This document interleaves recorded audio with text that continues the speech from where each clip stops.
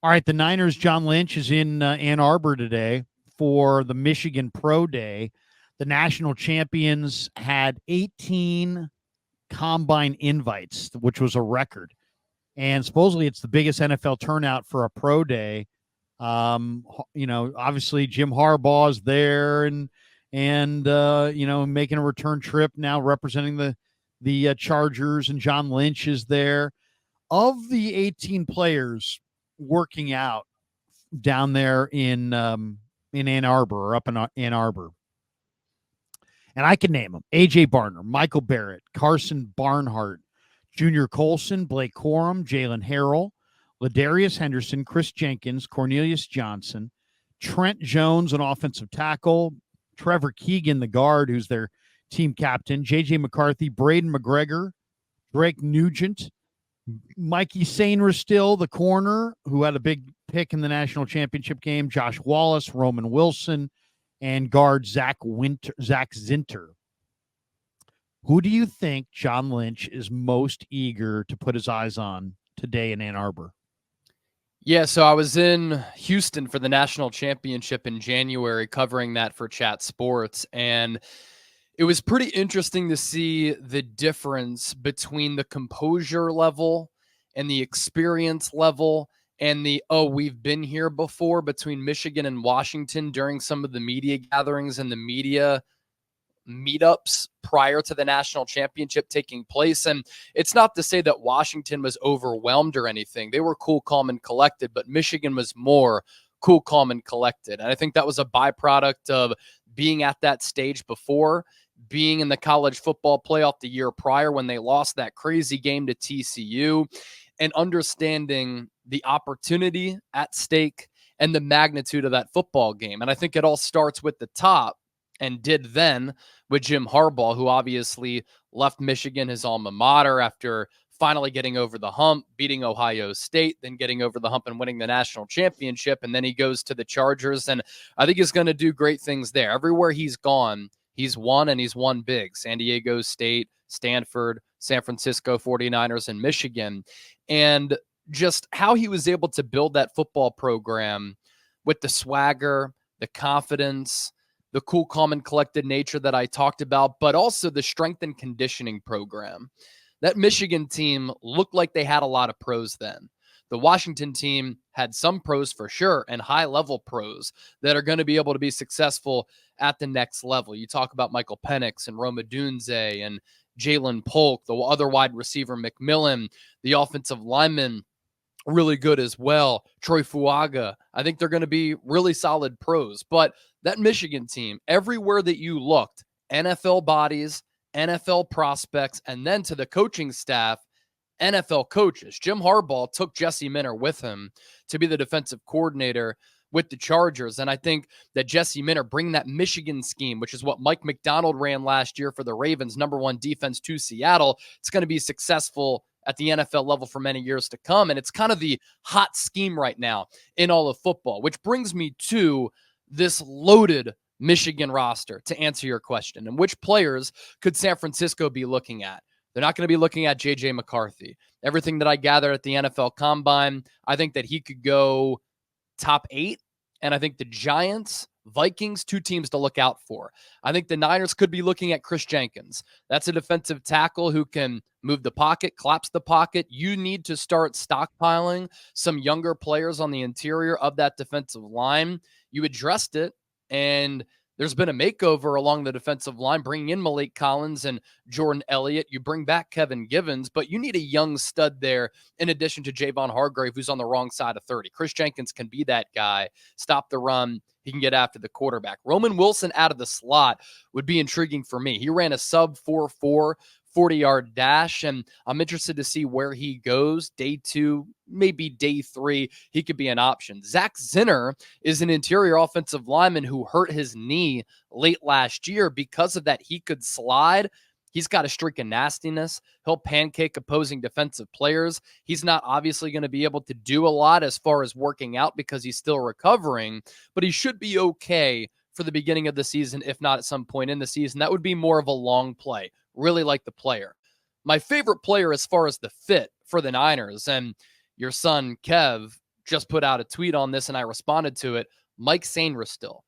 He is a converted wide receiver, now a DB, who's just a big-time player. And I love the wide receiver experience with him now playing cornerback because he has this ability to address the football, has good ball skills, intercepted a lot of passes, had a lot of pass breakups. He's shorter, 5'9", 5'10", but that's what the Niners need if they want to put Diamador Lenore on the outside, who might be a little bit shorter, but he's proven that he can play there. And Sainristil is a player. I think he's a plug-and-play guy from day one. So I'd like him. Junior Colson is another dog. Blake Corum as a backup running back who can run in between the tackles, get out to the perimeter, but also be a pass catcher. If you want to move on from Elijah Mitchell and you want a durable player who's a great culture guy, Blake Corum is that player. Braden McGregor is a defensive end who you can get on day 3, who the Niners have met with in this pre-draft process. So all of those are players that I kind of have my eye on. And with how Michigan's been able to build that program, I think they're going to be able to be successful pros. Yeah, no, I think there's a lot of good ones there. You know, to me, the couple you didn't name, Ladarius Henderson, the offensive in War 73. I think he transferred from ASU. Man, I love the way he moved as far as just getting out front in the run game. Man, I could see him wearing Niner colors for sure. Trevor Keegan, their captain, who plays a little guard. You know, they're better players, but man, in the 7th round, if you could get Michigan's team captain Keegan, he's a tough guy. Those are some interesting ones for me.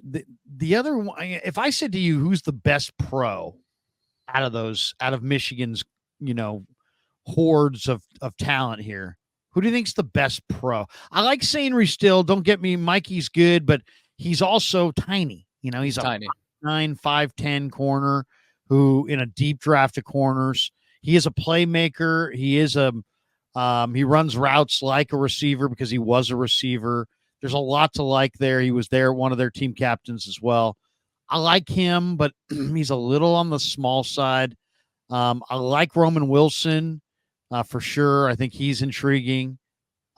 Chris Jenkins was on the freaks list for Bruce Feldman. He's just a workout freak. I don't know about the production, but the workouts are great. Yep. Jalen Harrell's a great edge rusher, especially in the late rounds, but he's more like 230, 240. Niners like guys usually 260. Who of all of their prospects, if you had to wager or invest in one as a futures property, who would you invest in? Yeah, I also like Junior Colson. If I didn't mention him, the linebacker is also a very solid player. If we're talking about being an impact player for a decade, right? Long sample size, long career, very successful. I think the player I'm going with is Zach Zinner. He was going to be a first-round pick if he didn't hurt his knee. And if you can get him in the 3rd or 4th round, I think that's excellent value. There have been a lot of medical advancements. The recovery timetable for these players coming off those types of injuries aren't as long as they used to be. And I think that he's just a road grader, good in pass protection, can play on that interior. And I think that he can be a high-level player for a really long time. Unfortunately, you're not able to see how he tests in the pre-draft process because of that knee injury. I think it was a torn ACL in which he suffered. But Zach Zinner is the guy who Niners need an offensive lineman. I think he fits the scheme. He's tough. He's physical.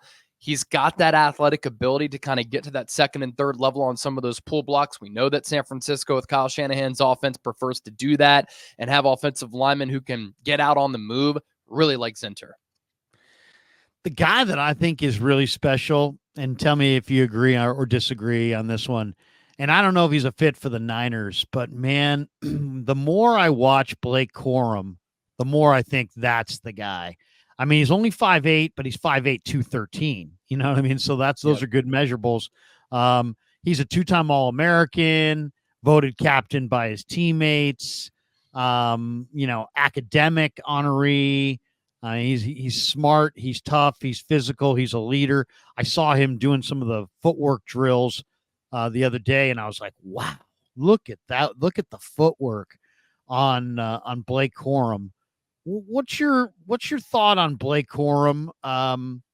Is he a great college back who's just going to be a good pro back, or do you see him as a special player at the next level like I do.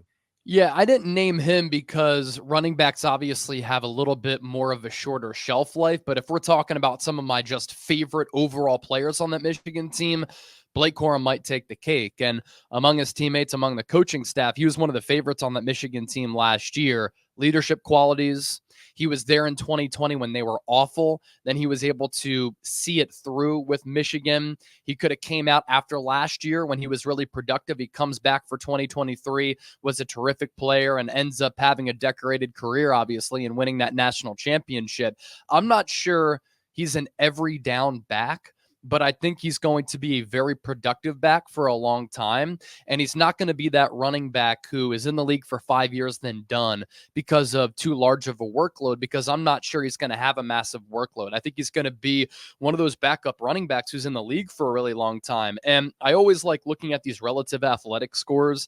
He tested pretty solid for his size, 8.48 on a scale out of 10. He is shorter, 5'7" is what he measured in at the NFL Combine, 205. So as we know, he's stocky, and his lower half allows him to have really good balance. And I like his pass catching ability. I like his physicality. I like his ability to bounce, his vision, his patience, all really good. He's so strong. He benched 225, which is more than his weight, 27 times. That's like a defensive line number. Exactly. It's more than some defensive linemen and offensive linemen. And the 40-yard dash, 4.5, it's not bad by any means. I think his playing speed, and because he can process so quickly, is a little bit better. Really, how about 10-yard? Did he have a decent 10-yard split? 10-yard split, 1.58, so not bad. Not Brock Purdy, but not bad. Exactly. His shuttle and his through cone were really good, though. So that's that short area quickness, and that's the ability to kind of bounce a carry outside or have that patience to see where the hole is and then hit that hole, hit it hard, and be able to pick up some yards with physicality, but also with that short area quickness. So I think Blake Corum, as a backup running back, I would love him behind Christian McCaffrey. Because what round is he going to go in? Is Kyle Shanahan going to draft another third-round running back? I mean, people are going to lose their S if he does, but if they get this kid, they're getting a special player. And it's a different player, too, because like Ty Davis-Price had one really good year of production out of LSU, and then Trey Sermon had one really good year at Ohio State. But for Blake Corum, like, there's longevity to his game. And he's been productive when he's been healthy every single year that he was in college for Michigan, and a primary contributor for that offense. Ideally, it's the 4th round, but if he's on the board in the 3rd round, I wouldn't hate it if Kyle Shanahan went that route again. And I didn't like the previous 2 running back selections in the 3rd round. I thought they were too early. Blake Corum. Yeah, no, I love Blake Corum. There's something about Blake Corum that says to me, this is going to be a very special NFL back. Now, I don't know why, because there are bigger guys, there are faster guys, there are guys that put on more highlight reels, but there's something about Corum that says to me, this guy's going to be a great NFL player. We'll find out.